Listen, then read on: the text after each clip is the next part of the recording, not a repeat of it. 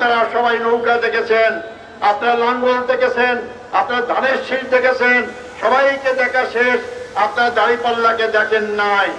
অতএব দাঁড়িপাল্লাকে যদি আপনারা ভোট দেন, একটি বারের জন্য যদি আপনারা ভোট দিয়ে পরীক্ষা করেন, এরা ক্ষমতায় গেলে আগের দলগুলোর মতোই করে নাকি ভিন্নভাবে দেশ চালায়, এই পরীক্ষা করার সুযোগটা আমাদেরকে দেন। যারা আজকে জুলাই সনদকে একমত হয়ে স্বাক্ষর করলাম, আজকে তারা বাহানা তুলছে যে গণভোট নির্বাচনের দিনই হবে। কেন আপনারা যদি স্বাক্ষর দিয়ে থাকেন, ঐক্যমত পোষণ করেন, আগে গণভোট দিলে আপনাদের অসুবিধা কোথায়? তাই নির্বাচন যদি কোনো কারণে পিছিয়ে যায়, এর জন্য সেই দলটাই দায়ী থাকবে। কারণ তারা যদি গণভোট এখনই আয়োজন করে, নির্বাচন যথা সময় হবে। অতএব নির্বাচন আমরা চাই না যারা বলে, তারা মিথ্যা কথা বলে, অসত্য কথা বলে। যদি আপনি জুলাই সনদকে বিশ্বাস করেন, তারা স্বাক্ষর দিয়েছেন, কেন আপনি গণভোট দিতে রাজি হচ্ছেন না?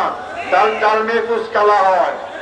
তারা মনে করে ক্ষমতায় গিয়ে এই একটা আইন মানবে না, আবার পিছের দিকে দেশকে নিয়ে যেতে চায়, আবার বেলবাক্স ছিনতাই করে, হত্যা করে, টাকা লুটপাট করে তারা দেশের ক্ষমতায় যেতে চায়।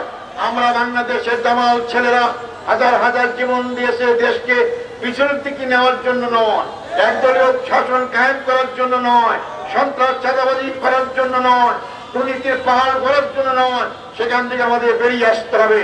আমাদের দামাল ছেলেরা তাই করেছে। আজকে বলছি দামাল ছেলেকে তাও বলতে চাই, আগামী নির্বাচন তোমাদের সঠিক সিদ্ধান্ত নিতে হবে। আপনারা সবাই নৌকা দেখেছেন, আপনারা লাঙ্গল দেখেছেন, আপনারা ধানের শীষ দেখেছেন, সবাইকে দেখা শেষ। আপনারা দাঁড়িপাল্লাকে দেখেন নাই। অতএব দাঁড়িপাল্লাকে যদি আপনারা ভোট দেন, একটি বারের জন্য যদি আপনারা ভোট দিয়ে পরীক্ষা করেন, এরা ক্ষমতায় গেলে আগের দলগুলোর মতোই করে নাকি ভিন্নভাবে দেশ চালায়, এই পরীক্ষা করার সুযোগটা আমাদেরকে দেন।